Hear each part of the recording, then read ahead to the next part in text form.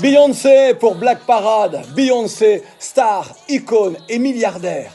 Autant de réussites permettant des privilèges que beaucoup ne mettraient pas en danger. Pour rien au monde, ils n'oseraient faire cela. Le couple Beyoncé-Jay-Z s'exprime sur les injustices sociales, les injustices raciales aux États-Unis et participe activement au bouleversement de la société américaine. Comment rester silencieux au cœur d'une nation dont ceux qui s'arrogent le pouvoir, l'exercent et parfois avec excès refusent à d'autres une égalité réelle ou tout au moins une équité réelle?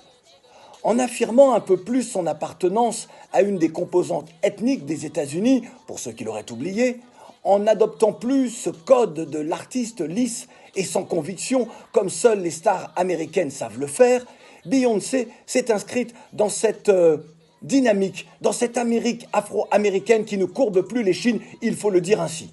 Une Amérique noire, gangrénée par la violence et l'autodestruction entretenue.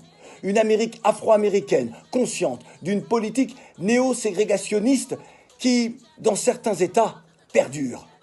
Les images de meurtres en direct d'aujourd'hui nous ramènent à l'époque où l'on pouvait lyncher n'importe quel nègre sous prétexte qu'un des siens avait volé une pomme.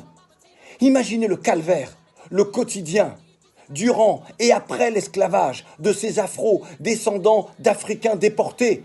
Imaginez les années 20, 30, 40, 50, 60 aux États-Unis. Pour les Afro-Américains, c'était au temps où l'on emporte la dignité d'une frange de l'humanité.